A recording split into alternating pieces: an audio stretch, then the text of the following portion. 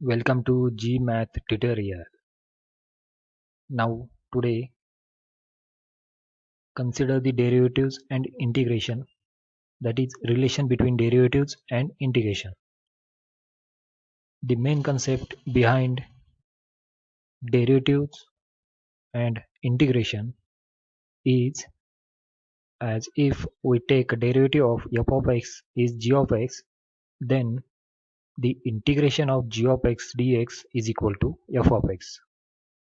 As consider the example, then take away f of x is x, then derivative of x is 1, and it gives integration of 1, that is here g of x is 1 and f of x is x. So the integration of 1 is x.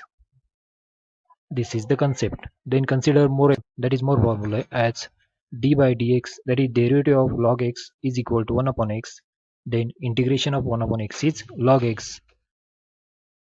Similarly, if the derivative of e raised to x is e raised to x, then integration of e raised to x is also e raised to x.